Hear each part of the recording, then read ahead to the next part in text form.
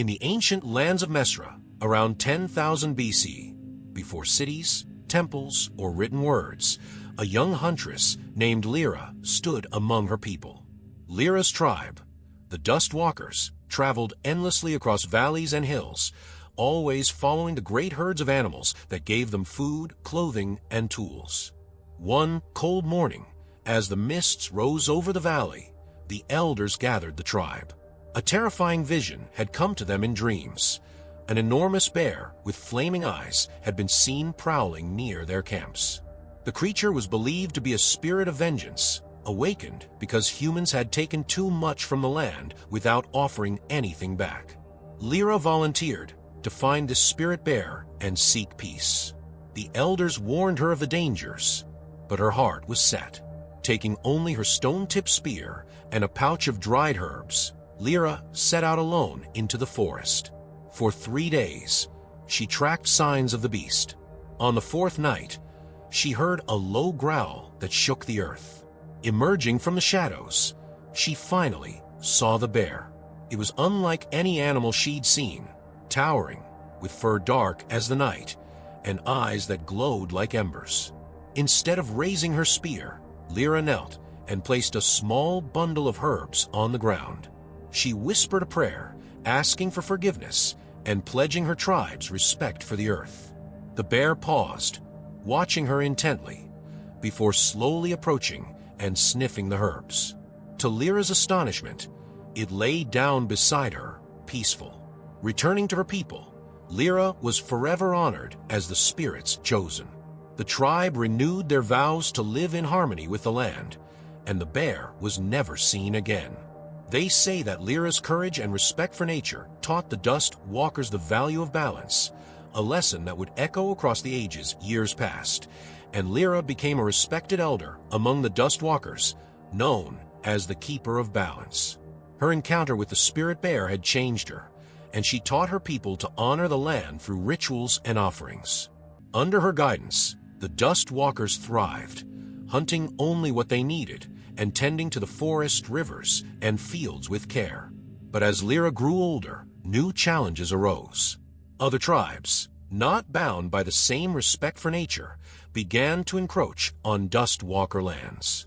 They hunted recklessly, clearing forests and driving away the animals.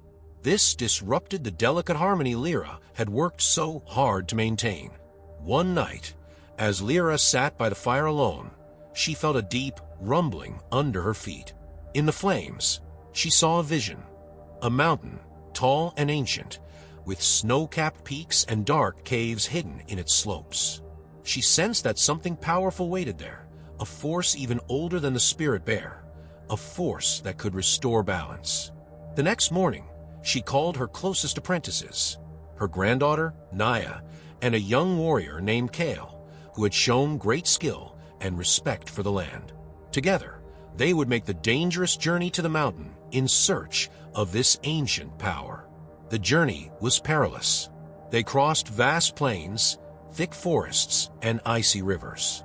As they traveled, Naya and Kale noticed the signs of the other tribes' destruction: barren lands, scorched trees, and herds that had been driven away. They began to understand the full weight of Lira's mission. After many days, they reached the mountain from Lira's vision. There, at the base of the towering peak, they found an ancient stone marked with symbols no one could understand. Lira knelt before it, her hands pressed to the cold stone, and murmured an old prayer, one that had been passed down through generations. As the prayer ended, the earth trembled. A low, echoing sound rose from within the mountain, and a figure appeared, an enormous bird, with wings that stretched wide enough to cast a shadow over the valley. The bird's feathers shimmered with colors of the dawn, and its eyes were as old and wise as the earth itself. This was Karu, the mountain phoenix, a spirit of rebirth and protection. Karu looked into Lira's eyes, then spoke in a voice that was both thunder and whisper. "Why have you called me from my slumber, Keeper of Balance?" Lira spoke of the troubles her people faced, of the land stripped bare by greed, and of her vow to protect nature's harmony. The great phoenix listened, and then it rose high into the sky, wings flaring with fiery light. "I will grant your people my blessing," said Karu. "But remember, balance must come from within. Protect this land, or the spirits of old will no longer answer." The phoenix disappeared into the heavens, and in its place, the mountain began to bloom with new life. Streams of clear water flowed down its slopes, and animals returned to the forests. The Dust Walkers were blessed with abundant resources and a renewed commitment to live in harmony with nature. Returning to her tribe, Lira shared the phoenix's message. Her people honored Karu with offerings and songs, and they vowed to defend the balance. The Dust Walkers became stewards of the land, guardians of the ancient ways. And as the generations passed, Lira's legend lived on, a reminder of the power of respect, courage, and harmony with the earth. Years after Lira's journey to the mountain, her story was passed down like a sacred hymn. Naya, now the tribe's chief, upheld her grandmother's teachings with devotion. But as the Dust Walkers flourished in peace, whispers of a new tribe spread like wildfire. Strangers from the east who carried weapons forged from strange black stones. They were known as the Iron Tribe, feared by all who encountered them. The Iron Tribe's ways were foreign and ruthless. They mined deep into the earth, stripping mountains of their stones, forests of their trees, and rivers of their fish. They believed that strength came from power over nature, and their warriors sought dominion over all who opposed them. Soon, they began to eye the fertile valleys of the Dust Walkers. One moonlit night, as Naya sat around the fire with her warriors, a scout burst into the camp. "The Iron Tribe approaches," he panted, "and they carry torches and blades of strange metal. They will reach us by dawn." Naya's heart pounded, for she had seen the destruction left in the Iron Tribe's wake. The Dust Walkers had few weapons, for they had long relied on nature's spirits for protection. But she knew that they could not face this threat alone. As the camp buzzed with fear, Naya remembered the phoenix's warning: "Protect this land, or the spirits of old will no longer answer." She gathered her bravest warriors and led them to the foot of the mountain where Karu, the mountain phoenix, had once appeared. With her people behind her, she knelt before the ancient stone and whispered the prayer that Lira had taught her. As dawn broke, a gust of wind swept through the valley, carrying the distant cry of an eagle. From the mist, a fiery glow appeared, and Karu, the mountain phoenix, emerged once more. Its wings blazed with the colors of a new dawn, casting a fierce light over the valley. "Karu, the Iron Tribe threatens our lands," Naya pleaded. "We seek your protection, as Lira once did." The phoenix regarded her, its eyes filled with ancient wisdom and sorrow. "I cannot fight this battle for you, child of Lira. Balance must be earned by your own hands. But I will give you the strength to defend what is yours, for you have honored your pledge to protect this land." Karu lowered its wing, and a single feather fell into Naya's hand. It glowed with a radiant warmth, filling her with courage and clarity. With newfound strength, Naya returned to her people, who were ready to face the Iron Tribe. When the Iron Tribe reached the valley, they found the Dust Walkers waiting in a formation unfamiliar to them. Naya held Karu's feather high, and a fierce gust of wind swept through, blinding the Iron Warriors with clouds of dust. As they stumbled, the Dust Walkers struck back, using the land itself to their advantage. They led the enemy into dense forests, over treacherous rocks, and through narrow valleys, where their heavy weapons were of little use. After hours of struggle, the Iron Tribe retreated, defeated and humbled. Their leader, bruised and weary, met Naya and offered a pact. "Your people fight with a strength beyond our understanding. We have seen the spirits of the land in your eyes. Teach us, and we shall share this land in peace." Naya agreed, but with a condition. The Iron Tribe must learn to honor the balance of the earth, as her people had. In the seasons that followed, Naya and her warriors taught the Iron Tribe to hunt with respect, to gather with care, and to walk with reverence. Under Naya's guidance, the two tribes grew to understand and protect the land together, blending their ways into a new tradition.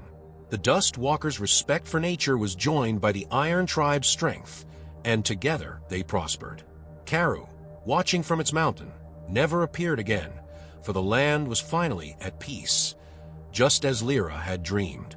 Generations passed, and the Dust Walkers and Iron Tribe became one people, known across the valleys and forests as the Earth Keepers.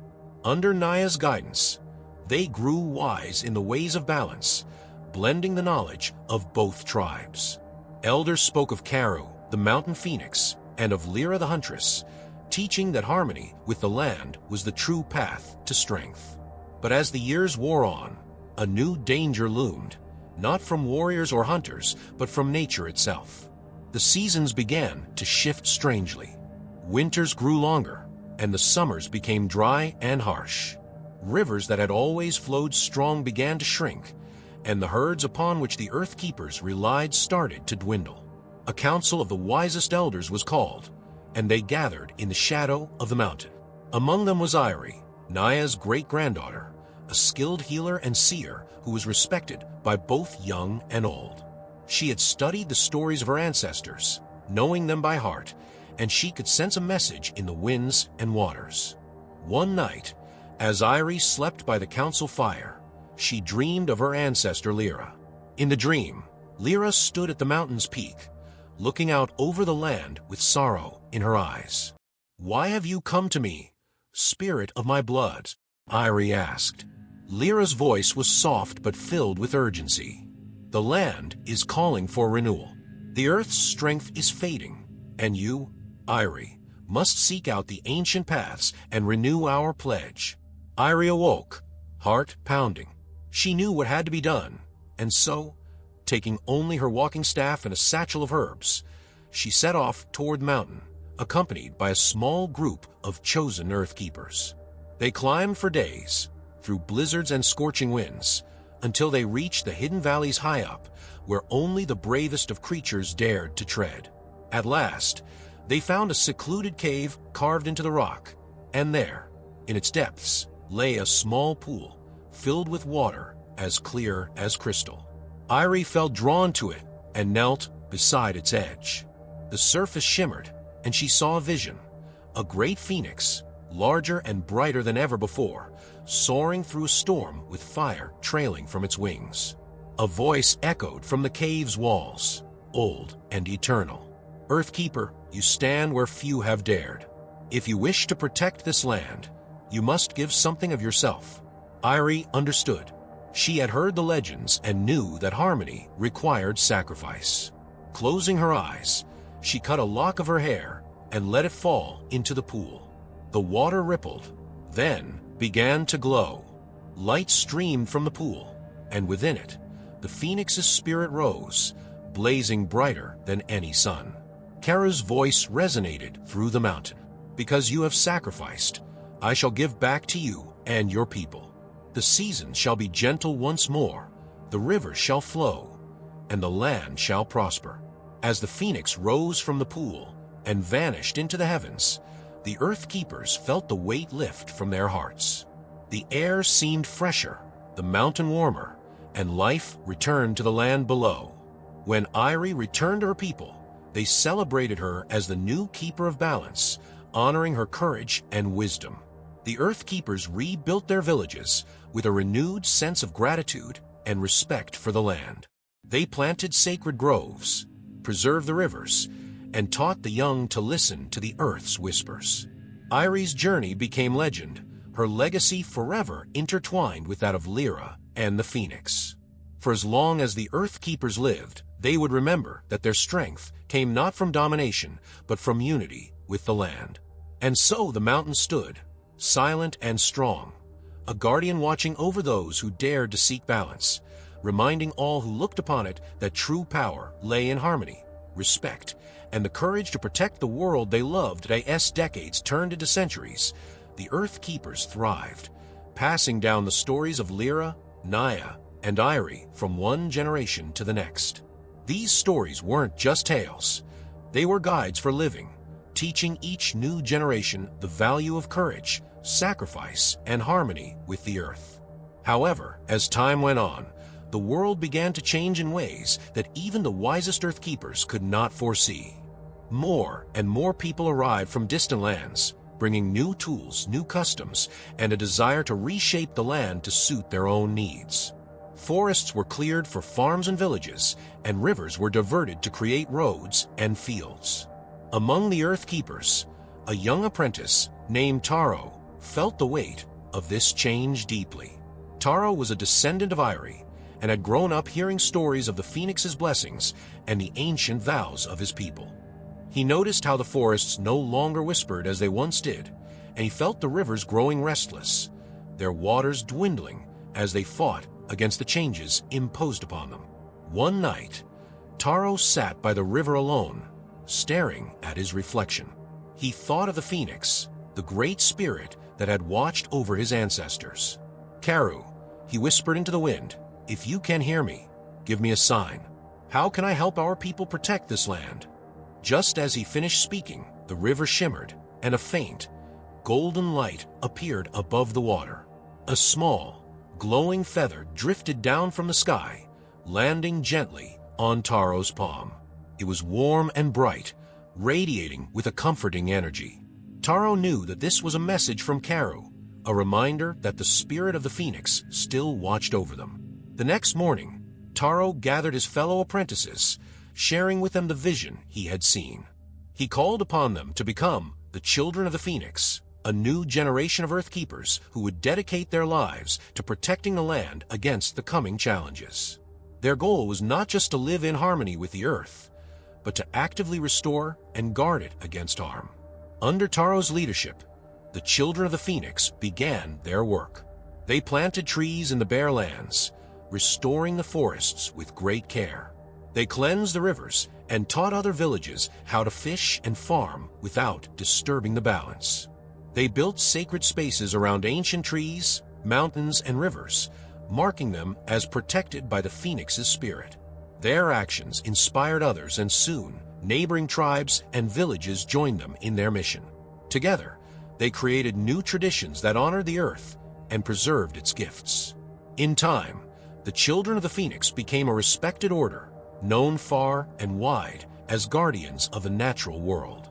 One day, as Taro grew old and wise, he looked upon the mountains, now green with life, the rivers flowing strong, and the people flourishing in peace. The teachings of Lira, Naya, Irie, and the Phoenix had not faded. They had only grown stronger, renewed by each generation that honored their legacy. In his final days, Taro climbed the mountain where Irie had once journeyed, following the paths of his ancestors. As he reached the peak, he saw a sight that took his breath away. There in the sky, a great phoenix flew, wings blazing with the colors of dawn and dusk, circling above him like a promise that would never break. Taro closed his eyes, smiling, for he knew that the spirit of the Phoenix would live on, not just in the land, but in the hearts of all those who protected it. And so, the legend of the Earthkeepers endured, carried on by every tree, every river, and every child who remembered the stories and dared to continue the legacy of the Phoenix. The story of the Earthkeepers, now known as the Song of the Earth, became a sacred tradition, passed from elder to child, village to village, and even across distant lands. The children of the Phoenix grew in number, with new initiates learning the ancient ways of protection and respect for the Earth. Yet, with each passing generation, new challenges arose. Strange machines appeared in neighboring lands, capable of clearing entire forests in days, and rivers were dammed to power unfamiliar devices. The land was changing faster than ever, and the Earth itself seemed to cry out in pain. Among the new generation of the children of the Phoenix was a young girl named Erin. She had always felt a deep connection to nature, sensing the life that pulsed beneath the soil and the quiet song of the trees. Erin was a gifted listener, able to understand the subtle messages in the winds and whispers of animals. The elders believed that Karu, the Phoenix, had touched her spirit, filling her with an ancient wisdom that surpassed her years. One evening, while meditating near a sacred grove, Erin heard a voice, a faint, sorrowful song carried on the breeze. It was a song unlike any she had ever heard, filled with both beauty and sadness. She followed the sound through the trees until she reached a place where the land was scarred and barren, stripped of all life.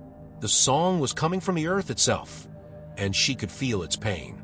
Determined to find a way to heal the land, Erin called upon the children of the Phoenix and shared what she had heard. "The earth is speaking to us," she told them. "We must answer its call, or the song of the earth will be lost forever." Inspired by Erin's vision, the children of the Phoenix gathered the people and spread out across the land, working tirelessly to heal the wounds left by human hands. They replanted forests, restored waterways, and taught others the ancient ways of balance. Villages far and wide began to join them, leaving behind machines and learning to work with the land instead of against it. As Erin grew, her wisdom and compassion became legendary. People came from distant lands to hear her teachings, and she taught them to listen for the song of the earth. She would often tell them, "The earth has a voice, a song that guides us. But we must be still and humble to hear it." One summer, when the forests were green and the rivers sparkled with life, a great gathering was held in the valley below the mountain. Erin, now a respected elder, was asked to lead the ceremony. As she stood among her people, she closed her eyes and felt the heartbeat of the earth beneath her feet. She sensed Karu's presence in the warmth of the sun and the gentle breeze that danced through the valley. Erin raised her hands and began to sing. Her voice, soft yet powerful, rose into the air, carrying with it the story of the Earth Keepers, the wisdom of Lira, Naya, and Irie, and the spirit of the Phoenix. One by one, others joined her, their voices blending together in a beautiful harmony that echoed through the mountains. As their song reached its peak, a radiant light appeared on the horizon. The sky glowed with fiery colors, and there, soaring above them, was the Phoenix itself, Karu, in all its glory. Its wings spread wide, casting a golden light over the valley. The people watched in awe as Karu circled above them, its cry resonating with their song. In that moment, every Earth Keeper, young and old, felt the presence of their ancestors and the blessings of the earth. Karu's message was clear. As long as there were those who honored the song of the earth, the Phoenix would remain, watching over them. From that day forward, the Earth Keepers became known as the Guardians of the Song, a united people who carried the legacy of the Phoenix in their hearts and shared it with every corner of the land. And as the generations passed, the song of the earth continued to flourish, a reminder that true harmony is born from respect, love, and a deep, unwavering bond with the world around us. And so, the story of the Earth Keepers lived on, a song that would never fade, echoing through the ages, carried on the wings of the Phoenix forever.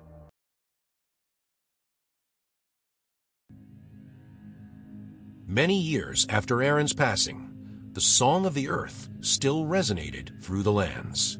The Earth Keepers, now known far and wide as the Guardians of the Song, had woven themselves deeply into the fabric of the land, teaching villages to care for nature and live in harmony with it.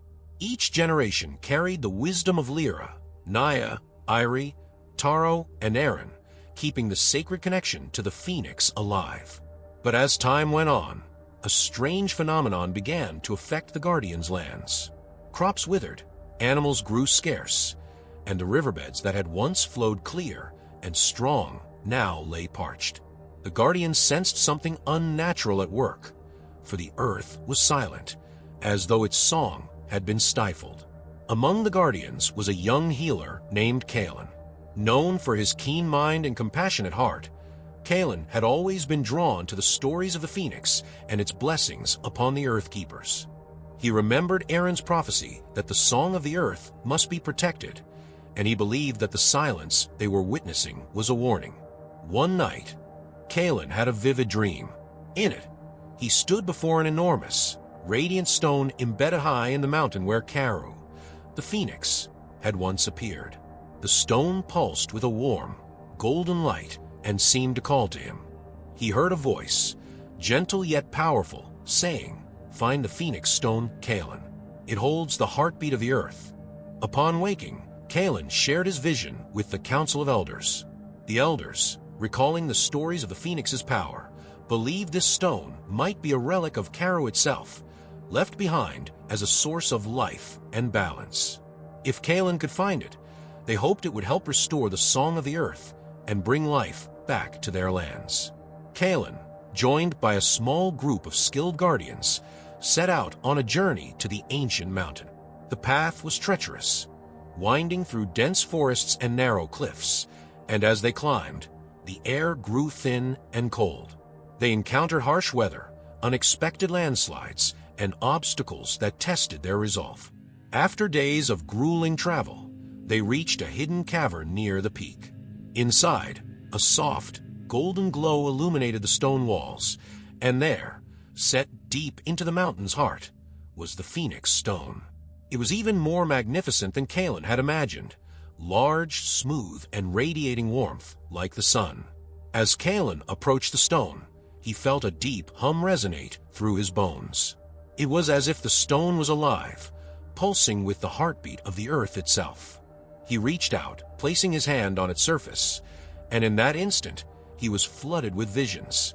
He saw the lives of his ancestors, their journeys, sacrifices, and the phoenix's blessing. The stone held the memory of every Earth Keeper and the essence of Karu. With a newfound sense of purpose, Kalen lifted his hand from the stone, feeling its energy coursing through him. He understood that the Phoenix Stone was a gift, and that it would only reveal its power to those who honored the earth. Bowing respectfully, Kalen and his companions gathered a few fragments from the stone, carrying them back to their people with great care. When they returned, Kalen and the elders placed the fragments around the valley, burying them in the soil and placing them by the rivers. Almost immediately, the land began to heal.